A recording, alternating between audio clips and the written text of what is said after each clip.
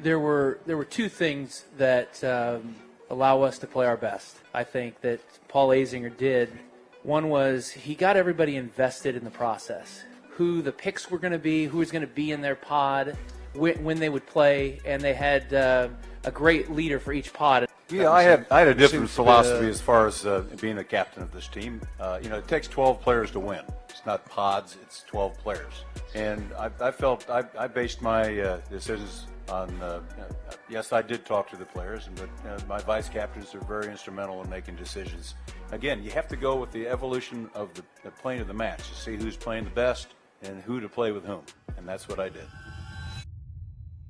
Tom Watson once said about modern golfers, he has no respect. And that one phrase tells you everything about how the 8-time major champion sees the game today. Watson is one of golf's greatest winners of all time, a legend who dominated the late 70s and early 80s with a combination of grit, precision, and an unshakable belief in doing things the right way. But here's the thing. The story you are about to hear is not about jealous rivals upset that Watson won too much. It is about a man who appointed himself as golf's moral police officer, and the enemies he made along the way. Watson did not just play the game, he tried to control it. He lectured stars, demanded apologies, and used his power to silence anyone who did not fit his vision of what golf should be. And when people pushed back, Watson called it jealousy. But was it really? Here are the 6 golfers Tom Watson clashed with, and the truth behind what he called their so-called envy. And if you are loving this story so far, make sure you use the hype feature right now and give some hype to this video. It helps us bring you more content like this, and it only takes a second. Let's get into it. Number 6. Brooks Koepka and the LIV Golf Defectors.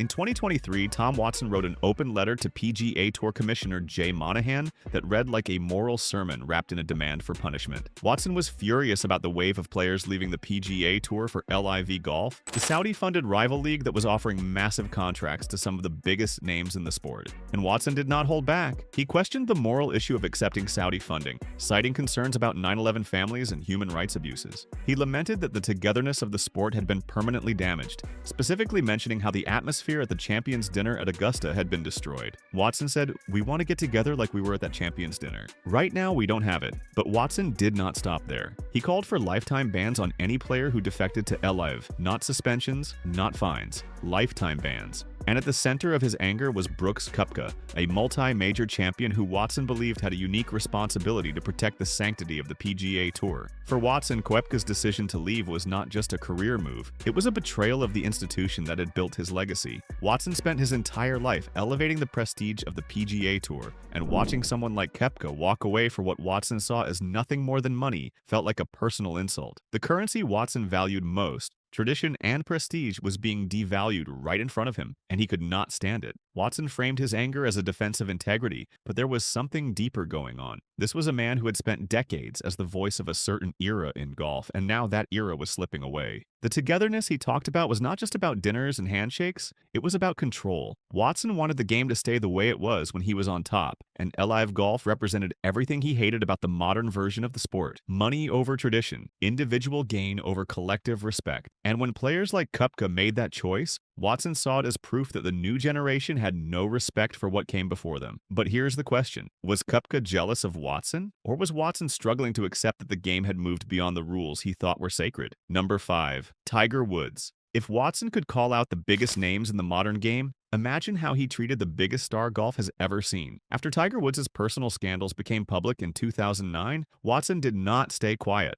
In 2010, Watson publicly insisted that Woods owed the world a more profound and detailed apology than the one he had already delivered. Watson did not just want Tiger to say sorry. He wanted a scripted, Watson-approved confession that met his personal standards of moral accountability. Watson believed Woods had failed to carry the dignity of his predecessors, and he named them Byron Nelson, Ben Hogan, Jack Nicklaus. Those were the standard bearers according to Watson, and Tiger did not measure up. Watson said, "Tiger has to take ownership. He needs to clean up his act and show the respect for the game that other people before him have shown." But Watson's criticism did not stop at Tiger's private life. He also went after Woods' on-course behavior, the profanity, the club throwing, the visible frustration after bad shots. Watson deemed all of it unbecoming of a champion of his stature. And the result? The two men reportedly did not speak for nearly 4 years. Think about that. 4 years of silence between two of the most accomplished players in the sport. all because Watson felt the need to publicly parent Tiger Woods like a disappointed grandfather. This was not about jealousy from Tiger's side. This was about Watson resenting the way Woods' massive commercial success and cultural dominance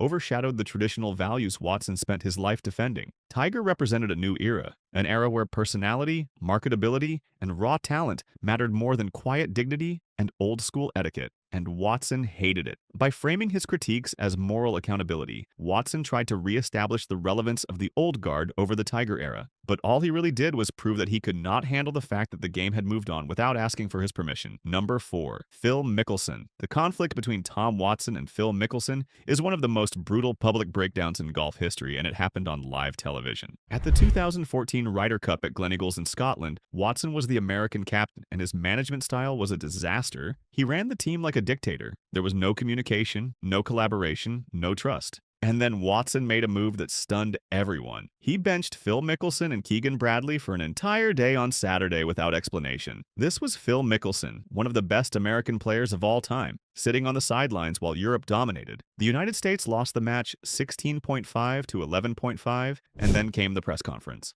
Mickelson sat just a few feet away from Watson and systematically dismantled his captaincy philosophy in front of the assembled media. It was calculated, it was brutal, and it was unforgettable. Mickelson praised Paul Azinger's 2008 pod system, a collaborative approach that prioritized player investment and clear game plans. Mickelson said, "We had a great formula in 2008. Unfortunately, we have strayed from a winning formula for the last 3 Ryder Cups, and we need to consider maybe getting back to that." Watson's response? It's not pods. It's 12 players. That one line summed up everything wrong with Watson's leadership. He refused to adapt, he refused to listen, and when his approach failed, he could not accept responsibility. Instead, he focused on the fact that 12 players did not play well enough, completely ignoring the role his autocratic style played in the loss. But the animosity did not end there. Years later, when Mickelson became one of the primary faces of LIV Golf, Watson saw it as the ultimate proof of Mickelson's lack of integrity. For Watson, Mickelson's defection was personal. It was the final betrayal from a player who had already publicly humiliated him at Gleneagles. The friction between these two men was not about jealousy, it was about a clash of eras. Mickelson represented the modern, data-driven, player-empowered approach to golf. Watson represented the old world, top-down, my way or the highway mentality. And when those two worlds collided, Watson lost. But he never admitted it. Number 3. Gary Player. In 1983, the inaugural Skins game at Desert Highlands in Arizona was supposed to be a fun year-end exhibition featuring 4 legends: Arnold Palmer, Jack Nicklaus, Gary Player, and Tom Watson. But Watson turned it into one of the ugliest confrontations in golf history. On the par 3 16th hole with $120,000 in accumulated skins on the line, Watson observed Gary Player removing a leaf from behind his ball. Under the rules, you could remove a loose leaf, but if the leaf was rooted or growing, that was a violation. Watson did not say anything in the moment, which later drew criticism because the protocol was to speak up immediately. Player tied Watson's par and then went on to win $150,000 on the 17th hole. After the round, Watson confronted Player on a dirt road near the press tent, and what he said has echoed through golf history for over 40 years. Watson told Player, "I'm accusing you, Gary. You can't do that. I'm tired of this. I wasn't watching you, but I saw it." The phrase, "I'm tired of this," was the key. Watson was not just accusing Player of one mistake. He was implying a pattern. He was suggesting that Player had been bending the rules for years and Watson had finally had enough. Player was furious. He called it the most heinous accusation possible for a professional golfer, and Watson never retracted it. Not in the weeks after, not in the years after, not even decades later. The rift between the two men lasted over 40 years. And here is the thing. Both men were competing for the same title, the global statesman of golf, the ambassador, the face of the sport's integrity. And Watson's refusal to back down from the accusation was not just about rules. It was about marginalizing a competitor for that role. Watson used his moral stance as a weapon, and it worked. Player's reputation took a hit, and Watson cemented himself as the guardian of the game's ethics. But was it really about ethics? Or was it about Watson protecting his position at the top of golf's moral hierarchy? Number 2. Jack Nicklaus. The rivalry between Jack Nicklaus and Tom Watson is often romanticized as one of the sport's greatest battles,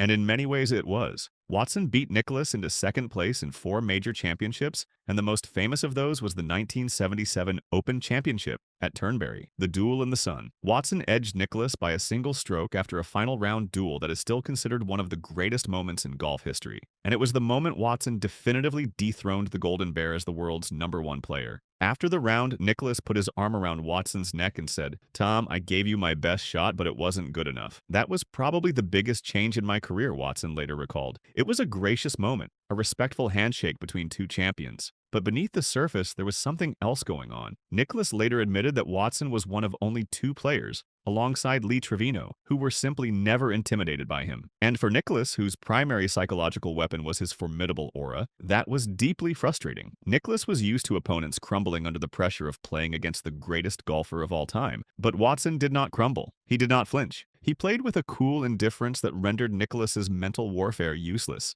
And that created a subtle but real competitive jealousy on Nicklaus's side. Watching a younger man replicate his success with no visible fear or hesitation must have been maddening for someone who had built his legacy on dominance and intimidation. But from Watson's perspective, this was validation. He had beaten the greatest, and he had done it without being awed by the legend standing across from him. The rivalry was not bitter in the way Watson's other feuds were, but it was built on a psychological tension that neither man fully acknowledged. Watson proved he did not need to respect Nicklaus's aura to beat him, and Nicklaus had to accept that the era of his unchallenged dominance was over. Number 1. Seve Ballesteros. The rivalry between Seve Ballesteros and Tom Watson was a clash of styles, cultures, and personalities. Watson was clinical, mechanical, efficient. Sev was emotional, artistic, unpredictable, and beneath the surface of their friendly rivalry there was deep mutual suspicion. The strangest example of this came at the 1983 U.S. Open at Oakmont. When Ballesteros arrived at the first tee for the final round, he discovered that Watson was wearing the same shade of blue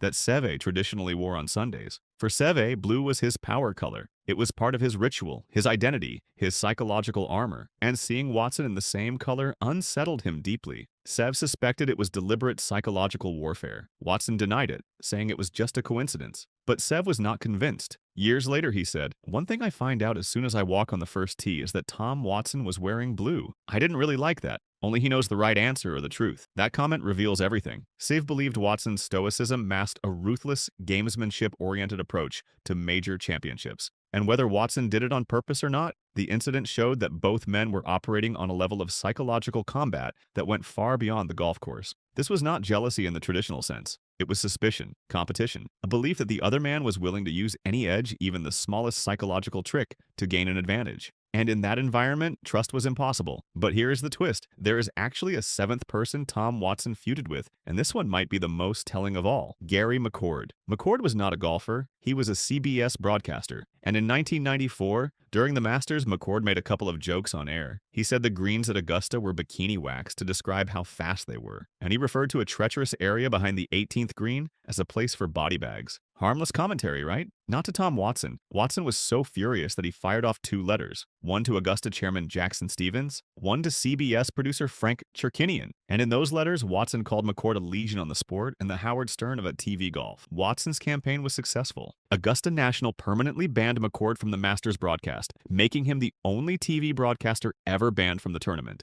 This was not about protecting the integrity of the game. This was about silencing a voice that Watson found offensive. McCord was trying to make golf more accessible, more entertaining, more human, and Watson saw that as a threat to the solemnity he believed the sport required. So he used his institutional power to end McCord's career at the Masters. Watson literally told them, "Get rid of him now." And they did. So what does all of this tell us? Tom Watson spent decades positioning himself as the moral arbiter of golf. He policed language, he demanded apologies, he accused legends of cheating, he benched stars without explanation, he called for lifetime bans. And when people pushed back, he framed it as jealousy. But the pattern is clear. Watson did not just love the game, he wanted to control it. He wanted golf to stay frozen in the era when he was on top, and anyone who threatened that vision became an enemy. Gary Player for 4 decades, Tiger Woods for 4 years, Phil Mickelson in front of the world, Brooks Koepka, and an entire generation of modern players. Even a broadcaster who made a joke. Watson fractured relationships, used institutional power, and held grudges that lasted longer than most careers.